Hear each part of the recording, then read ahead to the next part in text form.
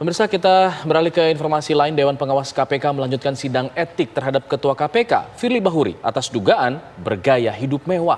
Firly terbukti melanggar kode etik saat berkunjung ke Sumatera Selatan menggunakan helikopter mewah. Sidang putusan dengan terperiksa Firly Bahuri ini tengah digelar saat ini, pemirsa. Dalam sidang putusan diketahui bahwa Firly Bahuri dan keluarga secara sadar menyewa helikopter untuk melakukan perjalanan pulang pergi dari Palembang menuju ke Batu Raja untuk keperluan ziarah dan kembali menggunakan helikopter untuk perjalanan kembali dari Palembang ke Jakarta. Total biaya yang dibayarkan oleh Firly secara pribadi adalah Rp30.800.000 kepada PT Asia Pasifik Utama.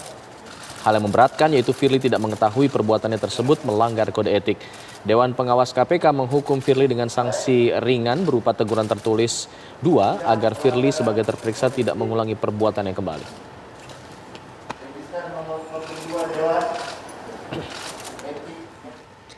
Informasi terbaru pemirsa mengenai sidang putusan dengan terperiksa Firly Bahuri akan disampaikan oleh rekan kami Maria Asegaf, dan kita ikuti langsung juga konferensi pers yang akan digelar di Gedung KPK Jakarta.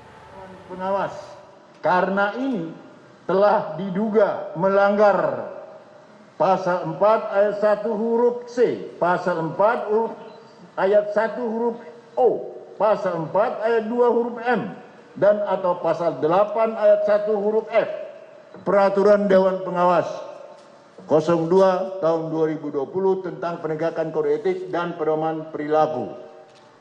Itu 2.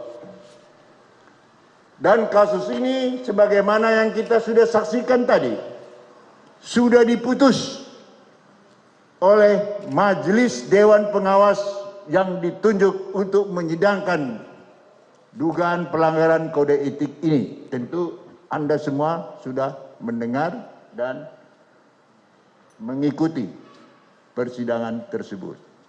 Kasus yang ketiga, yaitu kasus pelanggaran kode etik dan pedoman perilaku yang dilakukan oleh APZ. Ini yang berhubungan dengan kegiatan OTT di Kementerian Pendidikan dan Kebudayaan tanpa koordinasi pada tanggal 20 Mei 2020. Berdasarkan klarifikasi dan pengumpulan bahan keterangan dan melalui pemeriksaan pendahuluan oleh Dewas, ini juga oleh Dewas dianggap telah memenuhi persyaratan untuk diajukan dalam persidangan kode etik. Maka dugaan pelanggaran ini pun sudah kita mulai sidangkan. Namun keputusannya belum, jadi masih sedang berjalan.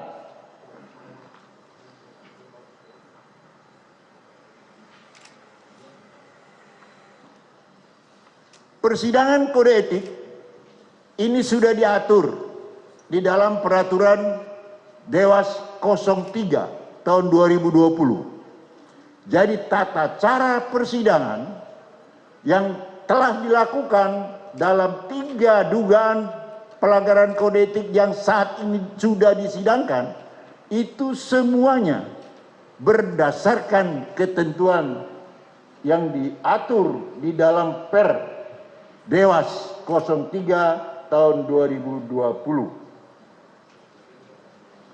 Mengenai putusannya,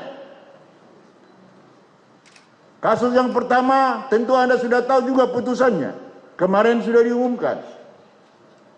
Dan tadi juga sudah diumumkan apa keputusan majelis yang menyidangkan perkara ini. Kecuali yang ketiga belum sampai dilakukan pembacaan putusan. Direncanakan ini akan dibacakan putusannya juga pada tanggal 28 September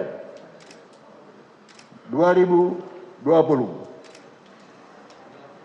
Perlu kami tambahkan, semua pelaksanaan persidangan ini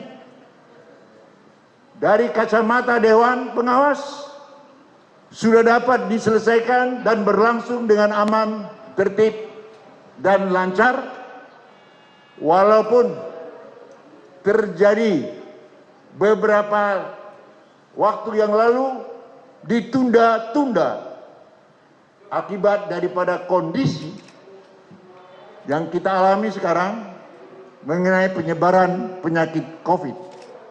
Dan kemudian juga dalam persidangan ini ada beberapa kali Dewas melahirkan penetapan penggantian yang akan menyidangkan perkara itu.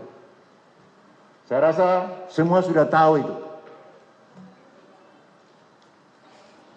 Di dalam tata cara persidangan, sebagaimana yang saya sebutkan di dalam Per 03 tadi, telah ditentukan juga bahwa persidangan kode etik itu dilakukan secara tertutup.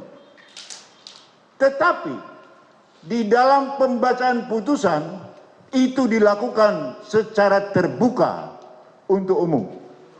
Jadi mohon maaf, hanya karena kondisi COVID, kita terpaksa juga harus mematuhi protokol kesehatan. Sehingga seolah-olah ada pembatasan di dalam ruangan persidangan. Nah, Dewan Pengawas tentunya berharap agar segenap insan komisi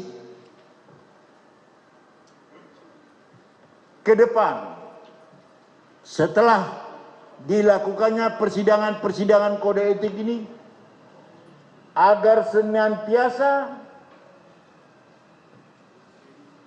melaksanakan, bertutur, bersikap, berperilaku, menjaga citra harkat dan martabat komisi sesuai dengan kode etik dan pedoman perilaku yang telah ditetapkan.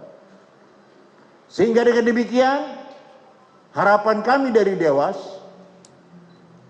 tidak ada lagi pelanggaran kode etik yang terjadi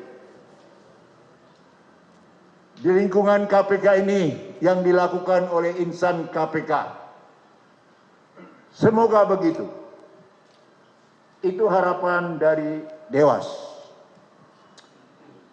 Demikian yang bisa kami sampaikan mengenai persidangan kode etik yang telah atau sedang dilakukan oleh Dewan Pengawas. Silakan Jubir, kalau ada pertanyaan. Baik, terima kasih Pak THP yang telah menguraikan tadi beberapa poin terkait dengan hasil persidangan kode etik dan yang masih berlangsung ya.